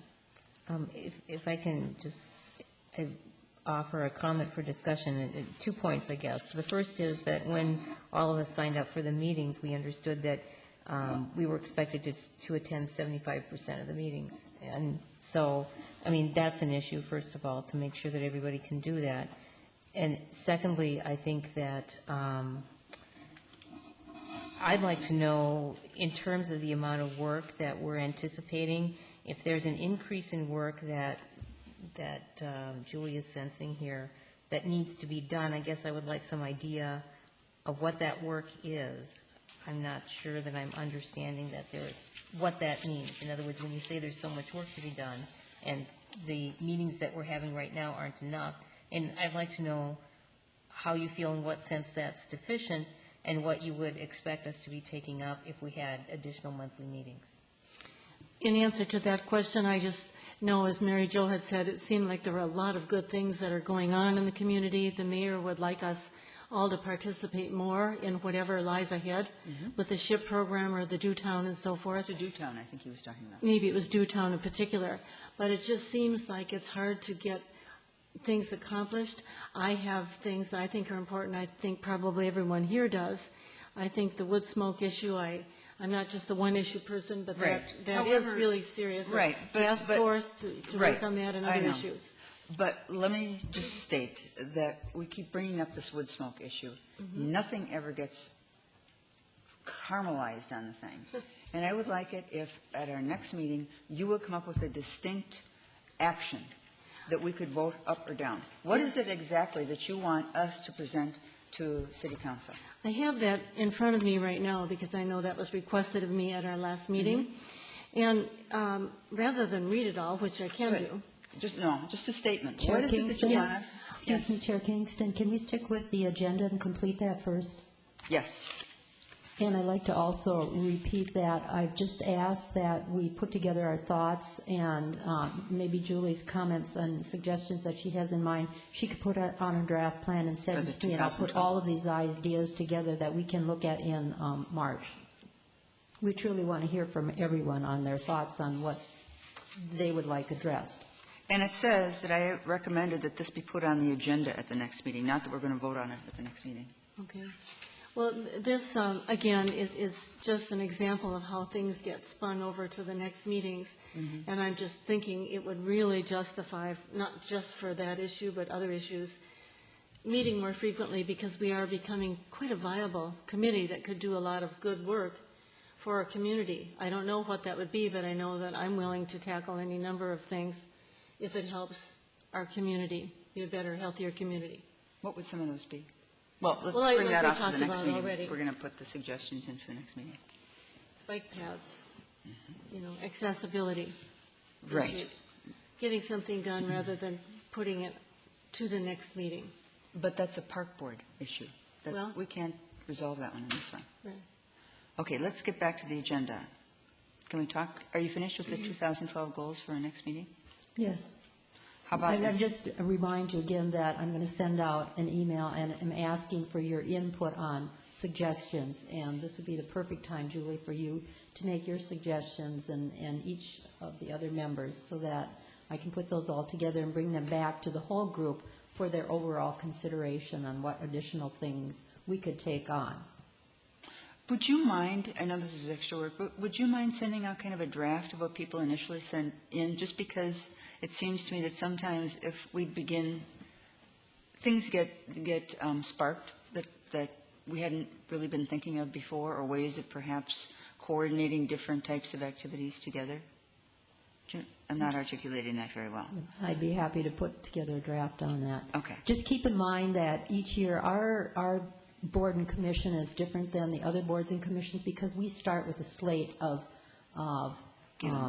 duties Yeah. that are directed down from the state health department. We must do these things, and the reason Bloomington Public Health is here tonight is because of the reason from the state health department. We are required to provide the community health services and the public health emergency preparedness services. We are a local board of health, and we need to respond back to the state health department with those requirements. So that's our priority. That is our base mission. When we accomplish that, we still maybe could work in a couple other topics of unique interest, but currently we have 4 meetings a year, and we need to look at that in March to determine if we want to meet additional times. Mary? I'm sorry, I'm the one who did the minutes for last meeting, and I'm looking through it. Are you on this committee next year? I was going to ask if that was the kind of thing that happened. I didn't know if it would be rolling over into the next year. If I'm able to, I would like to. Are these 2 students on the committee next year? Junior going into senior would have that availability. Senior graduating Of course is moving would not. out, so Okay. not. I do remember that you offered to look at a possibility. One of the suggestions was last meeting that perhaps there could be some communication via email about upcoming things. I didn't put that down, and I hope you didn't prepare that for us, but I bet you did. A little bit. I talked to the woman that works in the media center that has knowledge on websites, internet presences for certain groups, and a lot of the times it involves funding that would need to happen, or and I didn't know if that was something that the group would be able to do, or I went to a certain point, and then I was going to ask you guys about how far I should go and keep looking into it. Okay. Might I suggest that she would just give us an email along with our suggestions that we're going to present, that we're going to answer to you, Sherry? And can we get that on the agenda for next meeting, for the March meeting? Absolutely. Would that be something that you would be willing to do? Mm-hmm. I'm sorry I didn't mean to pass you over on that. I read That the was a minutes good and I idea. had forgotten that too, so I also apologize. Okay, thanks, yeah. I thought it was a great idea at the time, and I still do. Okay. How about the Centennial Lakes Healthy Concessions? Back to me, I didn't know that Ruth Tripp was going to talk about that a little bit tonight, and I'm very glad she did, because last year, the folks down at Centennial Lakes, Edinburgh Park, put together a request to apply for a grant, a SHIP grant, and actually I didn't know that they did that. They thought they were applying for a grant through Bloomington Public Health, and it turned out to be a SHIP grant, which is part of our grant money. And what they did was to put together a project to provide healthy concessions at the new concession stand that they were building down at Edinburgh. It recently opened, and it's a beautiful place. And what I brought with me tonight, and I had intended last meeting, is to give you, actually, I think you may have it at your site, a press release on the new, it's a green and white sheet. It says City of Edina at the top, Edina Edinburgh Park to open healthy concession stand. This is all because of the SHIP money, and that our crew over there applied for a grant to put that money towards adopting a healthy concession in their concession stand. And I understand they're doing pretty well over there. And Ruth mentioned tonight that she's met with Director Keprios for the parks to develop other healthy concessions at our other public concession stands throughout the city. So that's going to be something they're searching into for next year. So I thought this was a wonderful thing. If you get over to Edinburgh, take a peek at that. Not everything on the menu is healthy, but they do have many healthy choices. So I was encouraged by that. I have an issue with those unhealthy issues, and I'm going to take it up with SHIP. I don't like what they've got here for healthy choices. I think they're biased. So I'm going to see if I can't discuss it with the SHIP people. Good. Mary, you might want to start with Ruth Tripp, because I know she was involved on that, and she can direct you to others on the staff that coached. Possibly Eileen O'Connell was involved on that, but I'm not positive. They don't have a dietitian. Do these options, menu options, follow the BPH standards for healthy snacks? Yes, all of they them? do. All of them? They do. Yes, Really? they do. Well, I'm impressed that they can have some of those following those. Well, you know what? They can have a lot, not just these. I mean, Oh, I if these know. are going to be I know. in there, they can have a whole lot more. And why would they list apples instead of fruit? Good questions. Why wouldn't they have vegetable on there? Well, Why we'd love wouldn't to they, hear what you why come wouldn't back they with. have a little whole grain sandwich instead of a hot dog or pizza? Doesn't make sense to me. Gluten-free choices. Yeah, okay, yeah. Let us know how, Okay. how you fare with that. I will. Are there Chair any? Kingston, I had one other inquiry from the minutes from the last meeting. There was a request by one of the members to get handout materials prior to the meeting. Oh, yes. And tonight, as you see, when Bloomington staff came, they brought a lot of handouts for their special presentation. It would have been an overwhelming task for me to get that ahead of time and to get it out to you folks. But we're going to work on this a little bit for next year. We usually don't have that many handouts, but you know, if it's a unique topic that we need to maybe study ahead of time, I'll try and include that when I send out the agenda, so you have that. Even if, yes, even if they didn't have to be mailed to us, but could be scanned and copies sent to us with the agenda, that would be wonderful. Yeah. None of the materials that were handed out by your podium tonight did I have available until they came tonight. So I just wanted to let you know that I got the message loud and clear from the last meeting that there was a request from members to have the information prior to the meeting so you could kind of study it a little bit and come prepared to the meeting. And Sherry, I think that really what was asked is, I don't think it's up to you. I think that the Bloomington Health Department could certainly give us an outline ahead of time.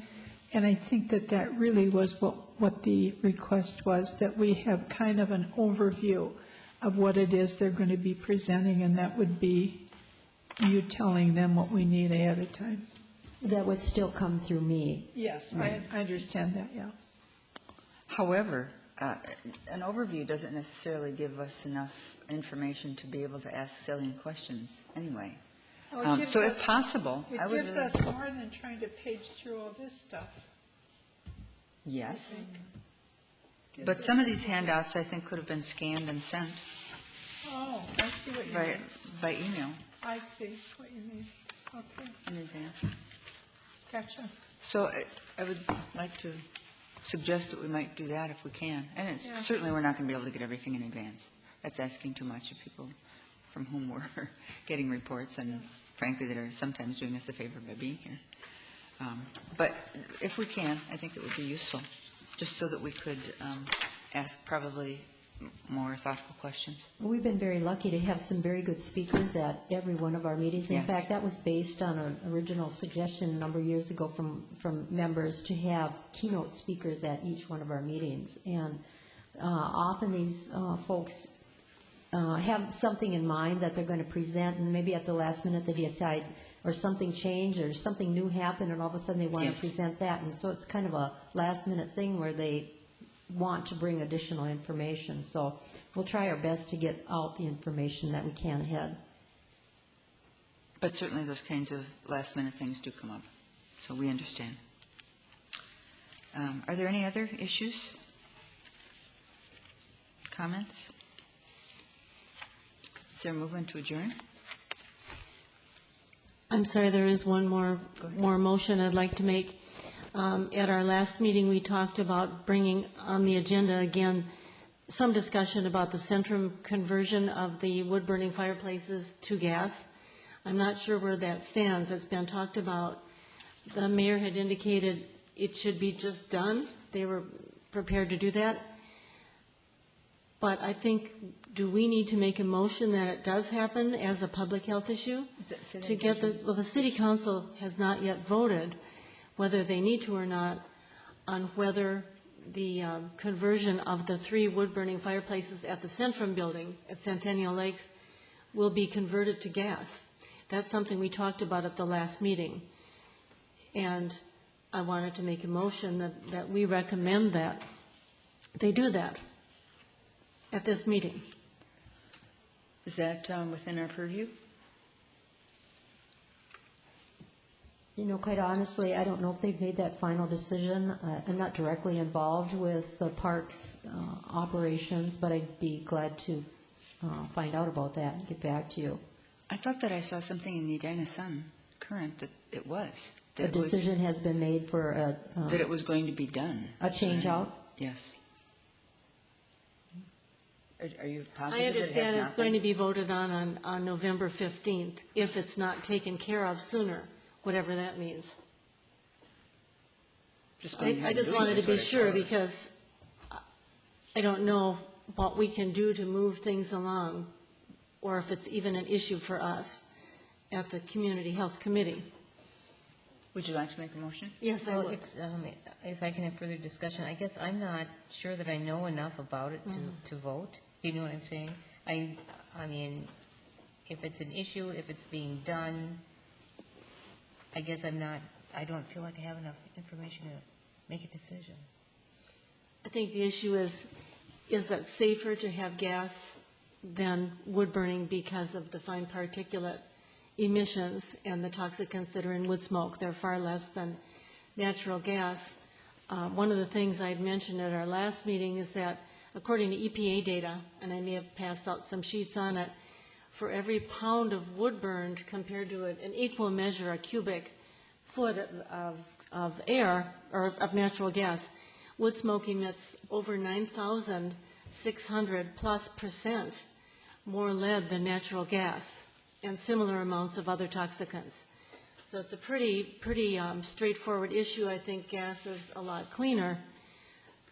So I just wanted to state that again, and again, try to suggest a motion to encourage the city council to vote for that if there's any question that it is still being debated.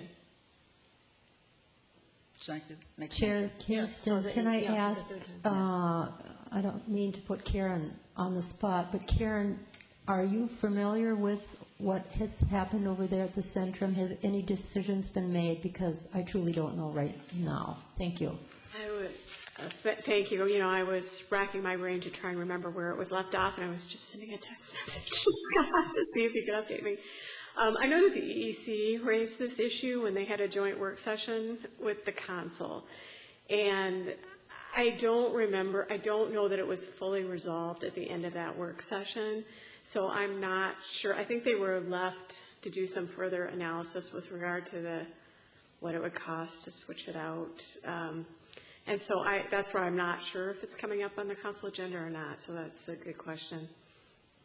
Okay, I think they did determine it's about $5,000 for the 3 fireplaces to convert. But yes, I'm not clear on when this final vote is to be. Thank you. I wish I had more information. I just, again, want to make the motion that we say go ahead. It appears to be, without a doubt, a healthier alternative and would set a good example, that we are concerned with sustainability, and more public access of public spaces like parks, cities, streets, and sidewalks without smoke as a barrier. So this is, Karen, clarification, has this already come up through one of the other committees? So somebody else is already pushing this? Commissions?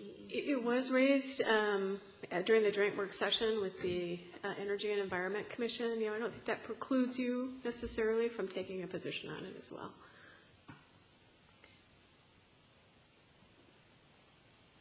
I guess I would like to know more about it. I mean, certainly to make a recommendation, not knowing what the cost would be or what the other implications of that would be, are tough to do, I think. Yeah, I do know that they know what the cost is. Right, but we don't, and we don't know what not much information has been given to us about this. Okay. And so, in principle, yes, I agree totally, but not knowing, the circumstances or what the barriers are to implementation or any of those kinds of things, I feel uncomfortable voting on it too, and yet at the same time, clearly. Well, maybe it's not even our purview, except as a public health, community health committee. It seems to me that if we have a choice between smoke, something that produces smoke emissions. But gasoline produces smoke emissions, and we're not going to go ban automobiles in the city of Edina. I mean, there's kind of be some kind of a cost-benefit analysis, and I'm not familiar with what that is at this point.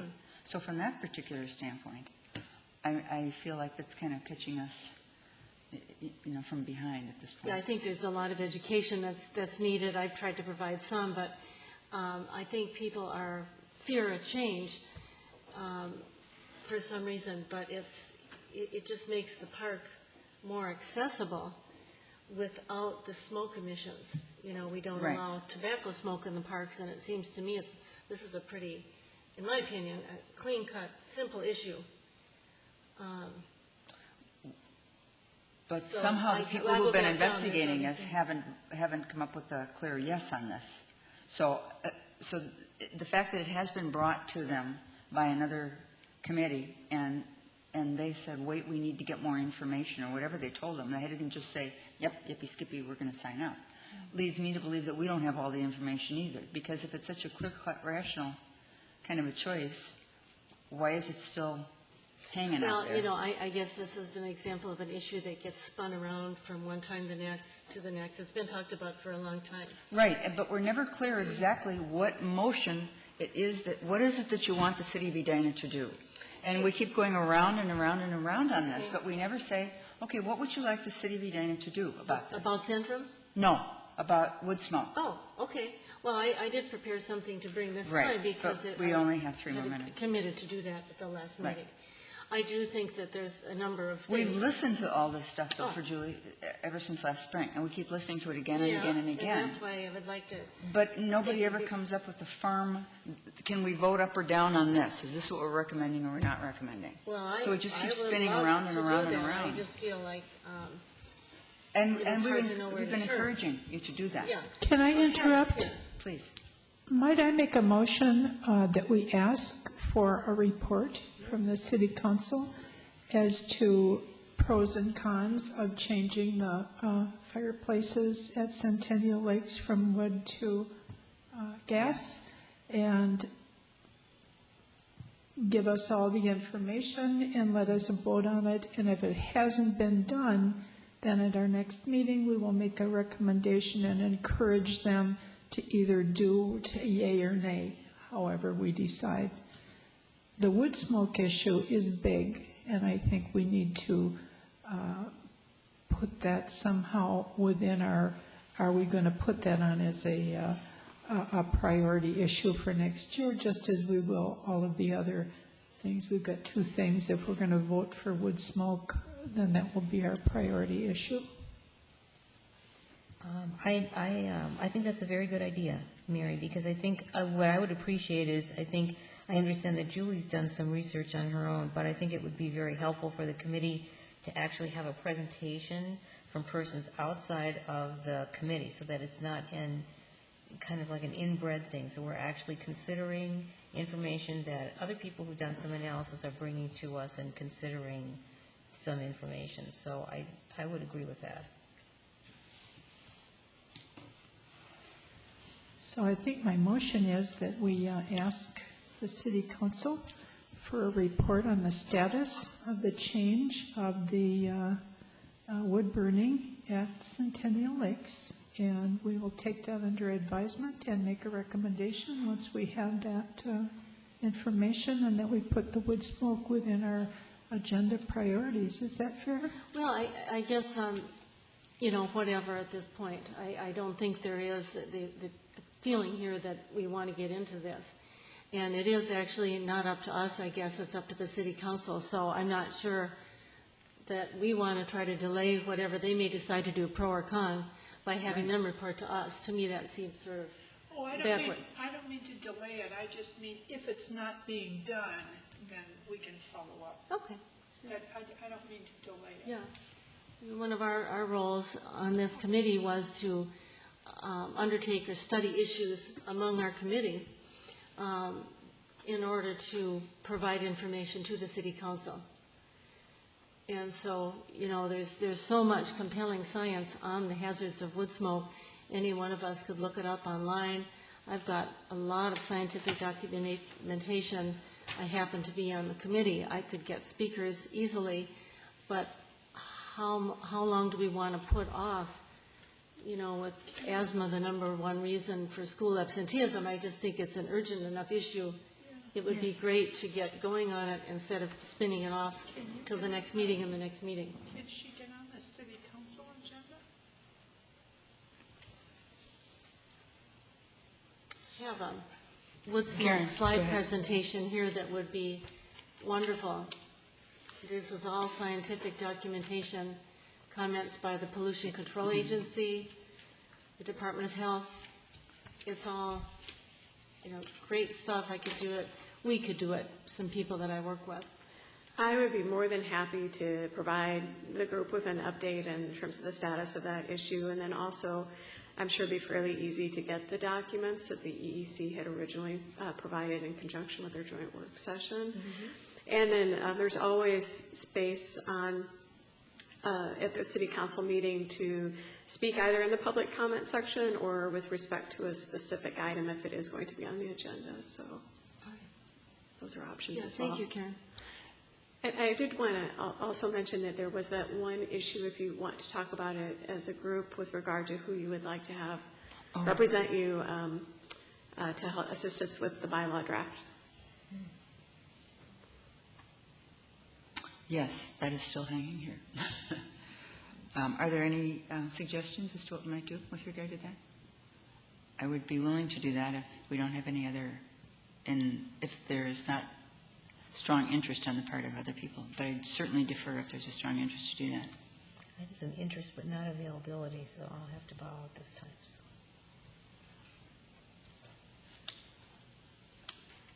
I'm sorry, but I'm going to have to bow out too. Okay. I am sorry, I spaced out the question.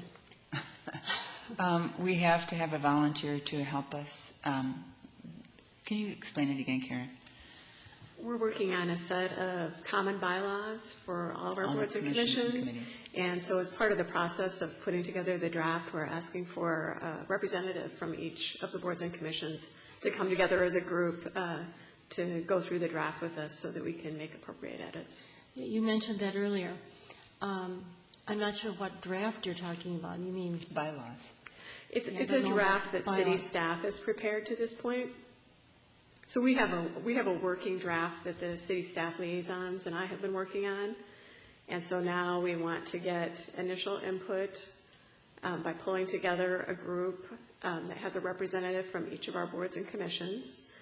And then we're going to sort of fine tune the draft that we have. And then we'll be sending it out to each of the boards and commissions. And there is flexibility. The goal is to really have a sort of a unified framework for all of the boards and commissions. Right. There will be some flexibility for you to make some changes based on the unique nature of what you do. We have some awfully good analytical members who are not present tonight. Who might be interested in doing that? Would it be possible for us to send out an email to all of the members of the committee explaining that we need a representative and if any of them are interested? Otherwise, I would certainly volunteer to do that. What's your deadline, Karen?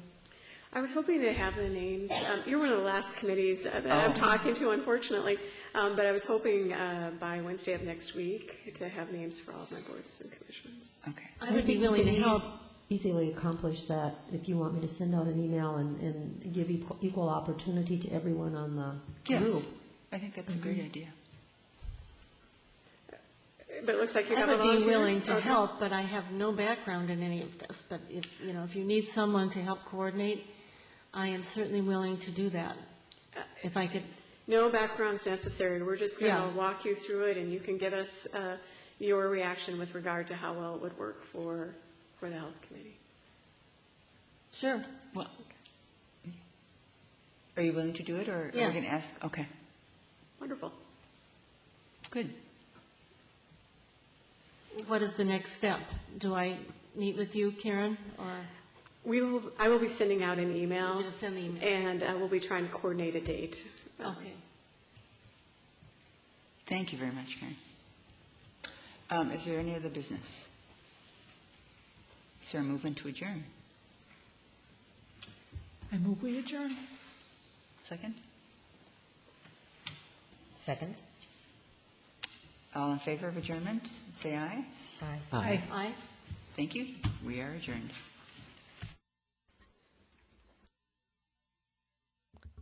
Does someone have the sign-up sheet down there?